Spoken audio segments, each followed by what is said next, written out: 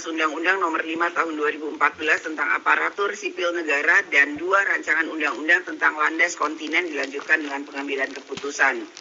Berdasarkan laporan pimpinan Komisi 2 dan pimpinan Pansus kepada rapat konsultasi pengganti rapat BAMUS pada tanggal 9 November 2022 dan 16 November 2022 meminta perpanjangan waktu pembahasan terhadap rancangan undang-undang tentang perubahan atas Undang-Undang Nomor 5 Tahun 2014 tentang Aparatur Sipil Negara dan rancangan undang-undang tentang landas kontinen sampai dengan masa persidangan ketiga yang akan datang.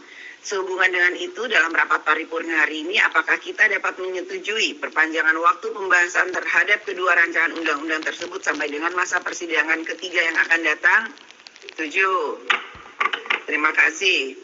Assalamualaikum warahmatullahi wabarakatuh. Jadi cuplikan video yang Bapak Ibu tonton tadi itu adalah merupakan perkembangan terakhir dari pembahasan ya rancangan undang-undang perubahan Undang-Undang Nomor 5 Tahun 2014 tentang ASN yang sudah masuk dalam Prolegnas 2022, yang artinya itu kemungkinan besar ya ada peluang atau potensi untuk disahkan. Nah, jika misalkan disahkan, tentunya itu akan menjadi payung hukum tersendiri bagi honorer, karena di salah satu pasal atau ayat ada yang mengatakan bahwa honorer itu wajib diangkat menjadi PNS, Bapak Ibu ya.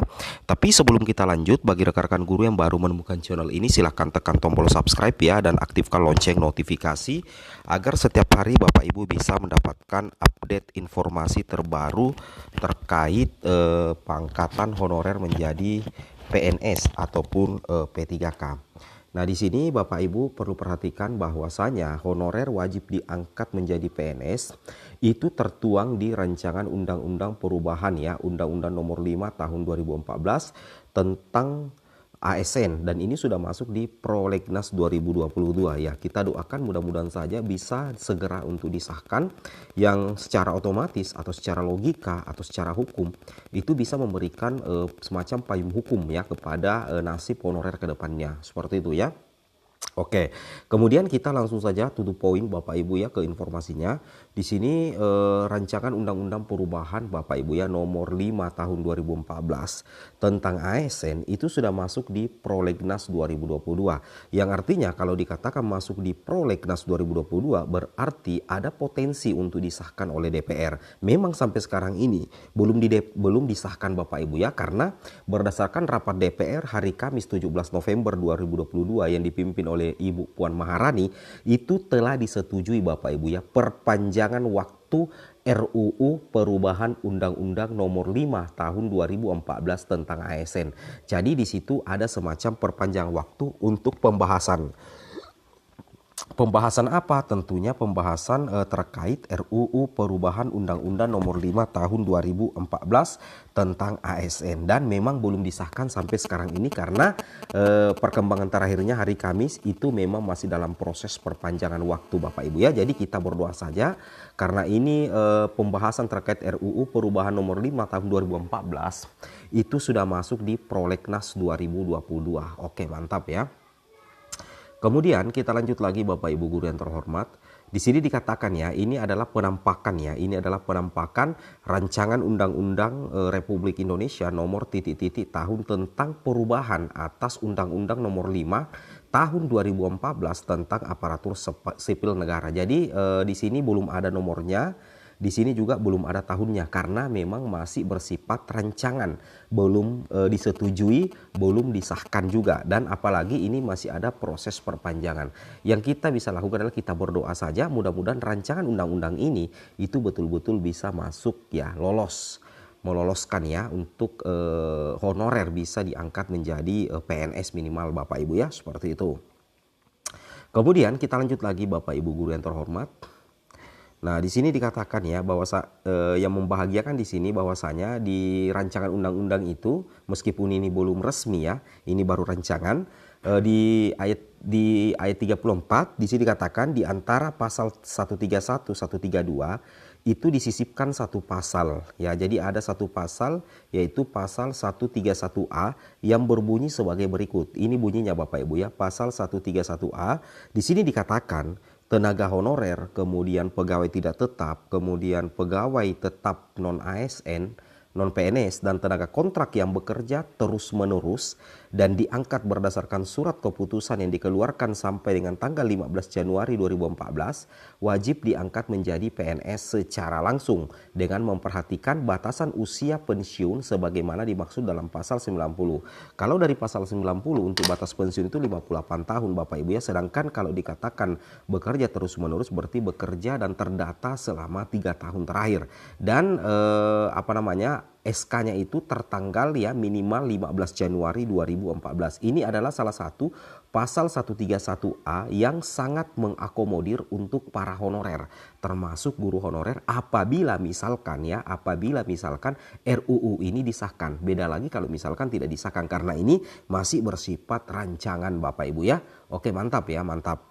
Nah, di sini dikatakan wajib ya, ada kata-kata wajib diangkat menjadi PNS ya, wajib diangkat menjadi PNS. Ini di pasal 131A dan ini masih bersifat rancangan sih sebenarnya ya, jadi belum sah sama sekali ya. Jadi kita berdoa saja mudah-mudahan saja betul-betul disahkan Bapak Ibu ya. Kemudian di ayat kedua di sini di pasal 131A di sini dikatakan pengangkatan PNS sebagaimana dimaksud pada ayat 1 itu didasarkan pada seleksi administrasi berupa verifikasi dan validasi data surat keputusan pengangkatan. Jadi nantinya pengangkatan PNS itu secara langsung kalau berdasarkan RUU ini, berdasarkan rancangan undang-undang ini, itu didasarkan pada seleksi administrasi berupa verifikasi dan validasi data. Kalau misalkan kalau guru berarti itu berdasarkan verifikasi dan validasi data Dapodik ya, seperti itu Bapak Ibu ya. Itu yang harus Bapak Ibu pahami dan Bapak Ibu cermati sih sebenarnya ya. Kemudian kita lanjut lagi di sini. Nah, di sini dikatakan di ayat ketiga, pengangkatan PNS sebagaimana dimaksud pada ayat 1 dilakukan dengan memprioritaskan mereka yang memiliki masa kerja paling lama dan bekerja pada bidang fungsional, administratif, pelayanan publik, antara lain pada bidang pendidikan, kesehatan, penelitian, dan pertanian. Jadi kalau kita melihat untuk pengangkatan PNS berdasarkan ayat pertama tadi yang kita sudah bacakan tadi, itu nantinya mempertimbangkan masa kerja paling lama. Berarti Bapak Ibu guru itu berarti berdasarkan data Dapodik ya.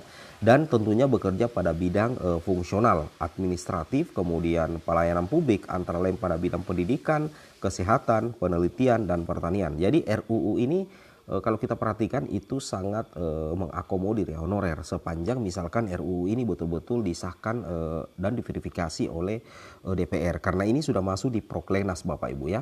Nah, kemudian di sini untuk pengangkatan PNS sebagaimana dimaksud pada ayat 1 itu dilakukan dengan mempertimbangkan masa kerja, gaji, ijazah, pendidikan terakhir, dan tunjangan yang diperoleh sebelumnya. Jadi itu tetap sama dengan PNS ya, ASN Bapak Ibu ya. Ini sudah sangat jelas. Kemudian di sini kita bisa melihat lagi bahwasanya tenaga honorer, pegawai tetap non PNS, dan tenaga kontrak diangkat menjadi PNS oleh pemerintah pusat. Jadi yang mengangkat honorer menjadi PNS bukan pemerintah daerah tetapi pemerintah pusat, dan itu tertuang di ayat 5 pasal 131A di rancangan undang-undang RUU undang-undang Bapak Ibu ya, seperti itu. Itu harus Bapak Ibu pahami. Kemudian kita lanjut lagi di sini. Nah, kemudian di antara pasal 135 dan pasal 136 disisipkan satu pasal, yakni pasal 135A yang berbunyi sebagai berikut. Di sini ada bunyi pasal 135A Bapak Ibu ya, yang di ayat satunya itu bahwasanya pengangkatan tenaga honorer, pegawai tetap non PNS, dan tenaga kontrak menjadi PNS sebagaimana dimaksud dalam pasal 131A ayat 1 dimulai 6 bulan dan paling lama 3 tahun setelah undang-undang ini diundangkan. Artinya kalau misalkan undang-undang, anggaplah ya kita buat permisalan saja. Misalkan undang-undang ini disahkan di tahun 2022, berarti pengangkatan PNS itu di tahun 2023 tepat di bulan 6 atau di bulan Juli ya.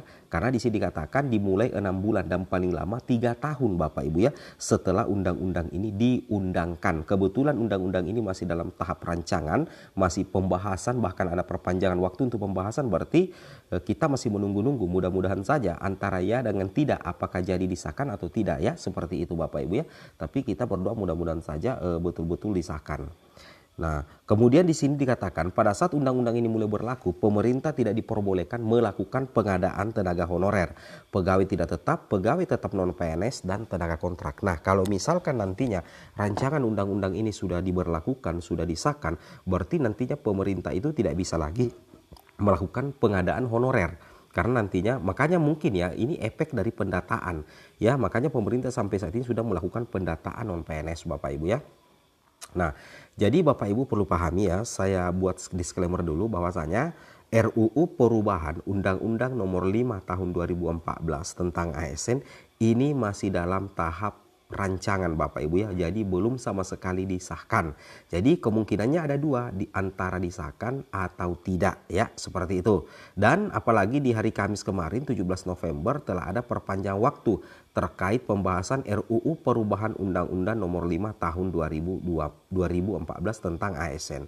Oke, seperti ini informasi kami. Assalamualaikum warahmatullahi wabarakatuh.